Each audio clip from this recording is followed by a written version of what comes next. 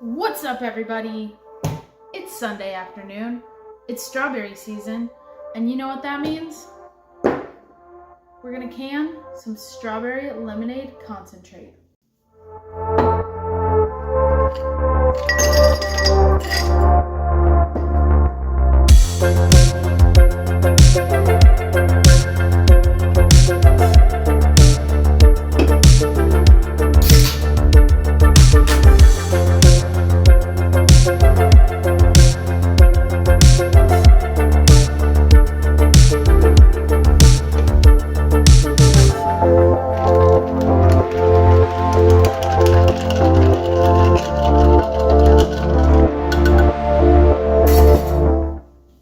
Alright, real talk here. It is strawberry season. Have I grown strawberries? Yes, I have. Was I successful at growing strawberries? Absolutely not. I think I've grown maybe like 5 berries in my entire life. So, with that being said, did I buy my strawberries at the grocery store? I did. But if you have a garden full of strawberries, this is the recipe that you want to make. Strawberry lemonade concentrate is a summer staple. It's delicious. It's something you can bring to barbecues. You can give that as gifts. Or, you can just chill on an afternoon with a glass of strawberry lemonade concentrate that's been blended with some sparkling water and even some alcohol if you choose to do so. It's delicious, by the way. So, yeah, let's learn how to make it. And so, the first thing that I want to say about canning is this book, the Ball Blue Book. It is probably a necessity for any first-time canners. If you don't want to buy the book, they have a website like ball.com, something like that, and they have the exact same information. But I just want to start by saying, read over canning practices before you just start canning, and only use recipes that have been tested and trusted and are essentially recommended by Ball. Yeah, that's all I have to say about that. I am a little bit paranoid about safety when it comes to canning. Other people aren't. But since this is an introduction to canning, this is my first introduction. Meet this book. I'm going to go over a couple of the necessities that you need when you first start canning. First of all, obviously, you're going to need some jars. I highly, highly, highly recommend Ball or Kerr. I'm pretty sure Ball owns Kerr, or the other way around. I don't really know, but Ball or Kerr, I highly recommend it. I have used off-brand jars in the past, and I did have a jar the bottom just broke and everything just fell out while I was actively water bath canning. So that's why I highly recommend the name brand jars. If you have non-name brand jars that work for you, awesome. But as a first time canner, I would recommend these. Okay. Another thing you're gonna need, I think I bought a kit. I bought a kit for canning, and it came with this thing, which is super helpful. I think it's just a funnel that you put, well, if I didn't have that lid on, it would work. You put it on here and you're able to ladle it in better. Highly recommend this. And it came with this lifter. This one has been my tried and true lifter for the last 4 or 5 years, but I was at Walmart and I saw this one, and it's much nicer. It's made by Ball. So I picked it up. I was like, ooh, I'm gonna treat myself. So today will be the first time actually using this one, but you definitely need a lifter. And then if you just have jars laying around, you're going to need lids. From what I have found, the lid brand does not matter. I kind of buy lids like when I see them, because, you know, like when the pandemic happened, the stuff was like sparse. So whenever I see lids, I just like pick them up. Like I just have like random packs of lids. These I think are from Amazon. I don't think they're like a specific brand. No, they're not. They work just fine. I have these Puree ones. I think I got these at Ace. They also work just fine. I have not had an issue with like lid brands and sealing. So those are the things you're going to need when you first start canning. You're also going to need a giant pot and like a metal thing to go on the bottom. You can buy a kit, I think. I just kind of rednecked one, and I will show you that when we start canning. So, yeah. That's all you need to get started.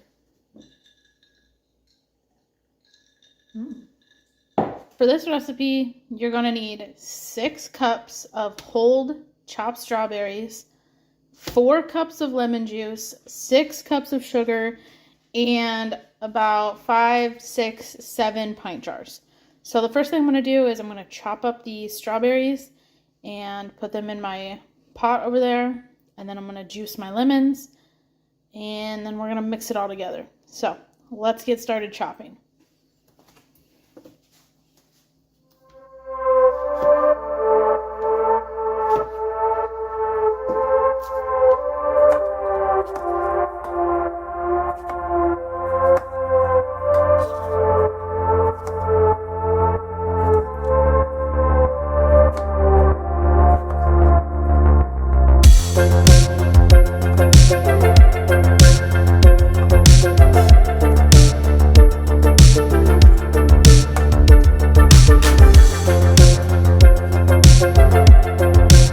So I've cut up all my strawberries, and now I'm going to juice all of my lemons. This is the most time-consuming part of this entire thing. I'm not sure if you could do like the pre-juiced lemon juice that you see at the store. I have not tried that. I've always just done regular lemons, and this does take forever. So I'll see you in like 4 hours. It also kind of makes a mess. It like splatters and shoots all over the counter.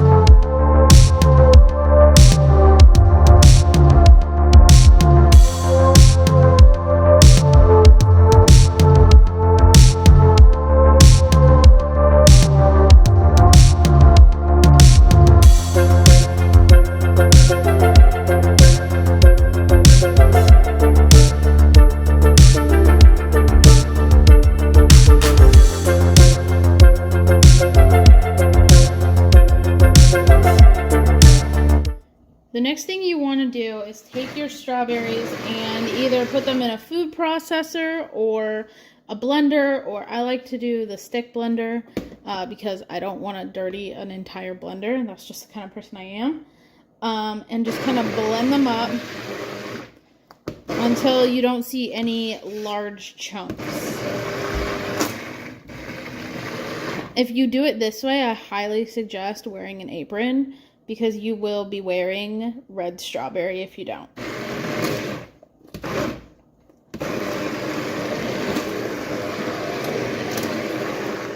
right, now I'm gonna turn the heat on to maybe a medium, and I'm gonna pour in my lemon juice.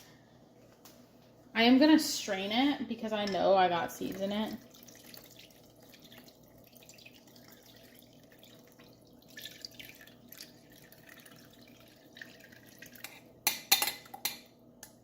And then after this, we're gonna add 5 to 6 cups of sugar. The recipe calls for 6 cups of sugar. I think last time I did 5.5. This is my 5th cup of sugar. I also, I have the heat on, like I said. It's really important. You don't want to boil this. You want to heat it to about 190. And it looks like it's boiling, but it's just the sugar like sinking to the bottom. This is 6 cups of sugar, and that may seem like a lot, which definitely it is a lot, but you have to remember that this is a concentrate, and the concentrate is going into like a 2-gallon pitcher of water or whatever you're making, and this also makes about 7 pints. So it seems like a lot of sugar, which it is, but once you water it down, it's not that bad. I'm just gonna check the temperature of this with my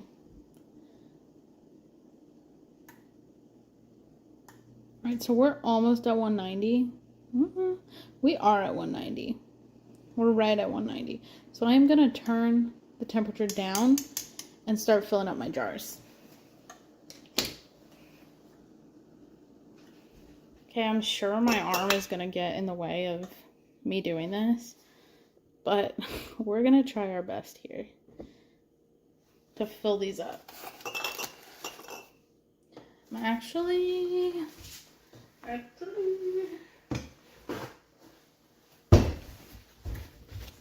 kind of put this right here so I don't splatter it everywhere.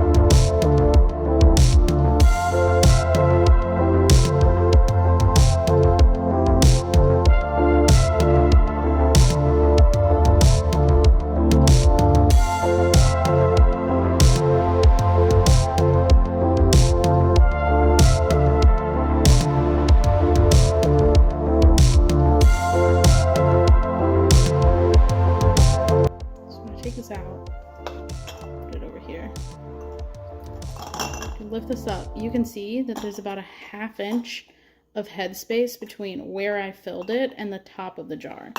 So I'm going to keep going, fill these up, and then I'll get right back to you. Okay, I've filled all my jars. I have 7 jars that I'm going to process. 1 jar, this is super important, is not all the way full. This is going to go in my refrigerator because you cannot process a jar that has this much headspace. There's just too much oxygen and stuff that gets in there, and it could make it not safe. So this is going to go directly in my fridge, but we are going to process these 7 jars. So this is the step that I feel like is one of the most important, but kind of just gets like glazed over. So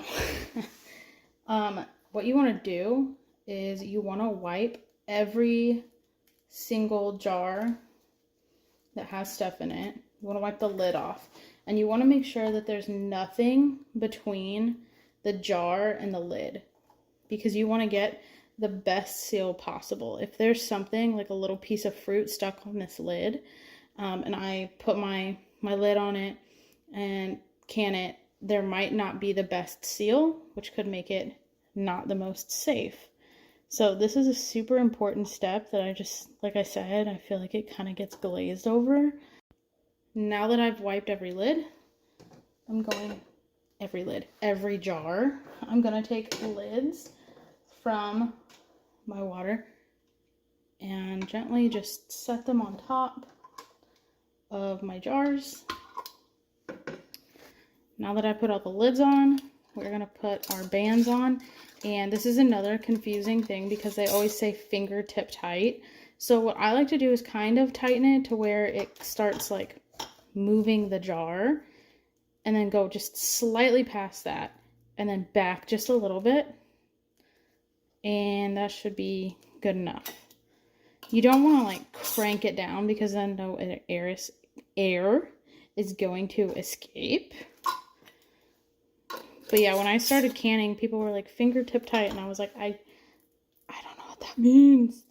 And it's just kind of a feeling thing.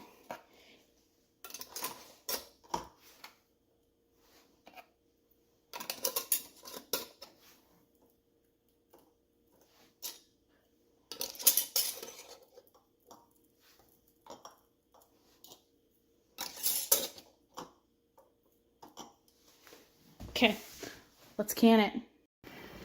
All right, I'm outside. I am using the Camp Chef today because it's hot and our kitchen gets sun non-stop all day long. And if I can in the kitchen and it creates a bunch of hot steam, my kitchen gets to be like 90 degrees, which is not fun. So I'm putting these in my water bath canner. This is actually an All-American pressure canner, but I use the bottom when I'm water bath canning.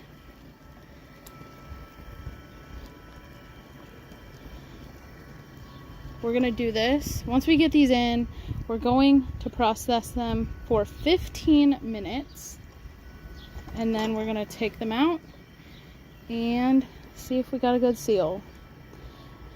One really important thing when you're water bath canning is to make sure the water fully covers the cans.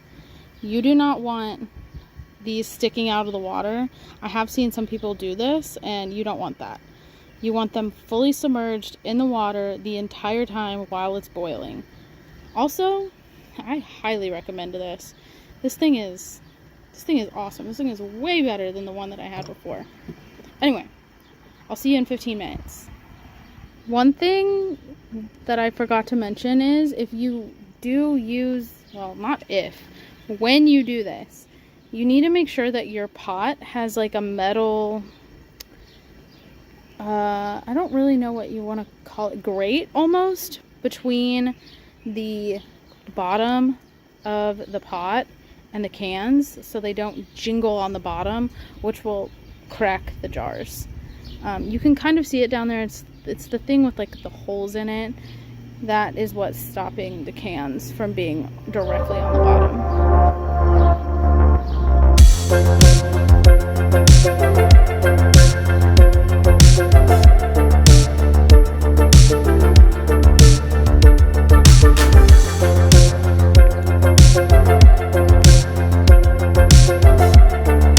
It's been 15 minutes, so I'm gonna take these out and put them in a box.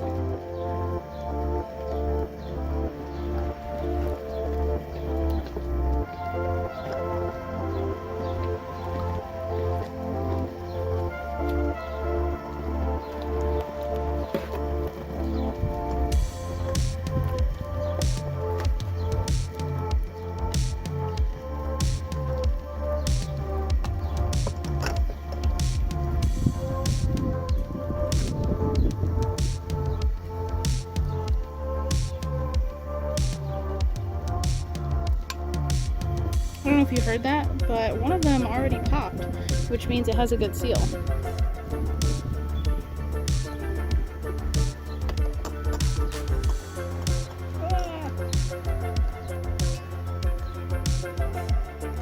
After I take these out, we're gonna bring these inside and I'm gonna leave them alone for 24 hours. I'm also gonna look and make sure they get good seals.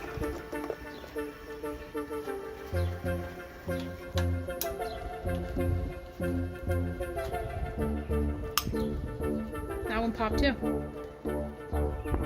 So I'm really not even sure if you can see this, but some of them, don't think you can see it.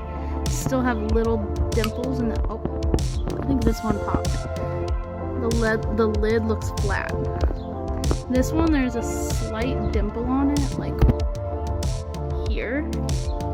Oops, sorry. And slowly but surely, they will each pop, which means they have good seals.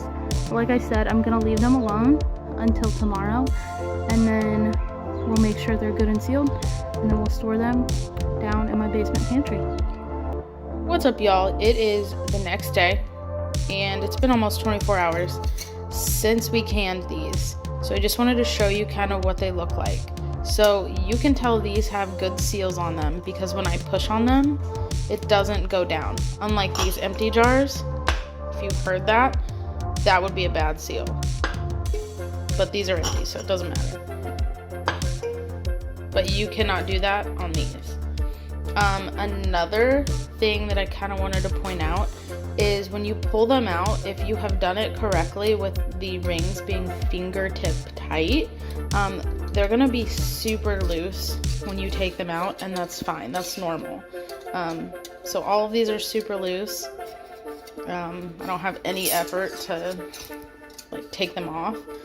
This is kind of what it looks like. You'll shake it up whenever you want to serve it. To store it though, I do like to take the rings off and store it with no rings. And that's really so when you take it off the shelf, you grab it like this and you pull up. And you know that your jar is still fully sealed if you grab it like this off your pantry and nothing happens. That means your seal is still good, your jar is still good, everything inside it is still good. But if you pull it up and it's loose, it'll obviously fall off. That means the contents of your jar are not good anymore. And so the reason that I like to store it with no lids on, or no rings on it, is because if I were to take this one right here and just pull it off my shelf, I don't know if the seal is still good or not until I completely undo this. And even then, I still may not know. I may just pick it up like this from my counter instead of like this. So hopefully that makes sense why I like to store it without the rings on it. Yeah, I'm gonna put a date on it and go put it in my pantry downstairs. Hopefully you guys learned something from my little introduction to canning. We'll definitely be doing a lot more canning in the future. We're only getting started. So with that being said, if you wouldn't mind liking, commenting, maybe subscribing, and I will see you guys on the next one. Thank you so much for watching.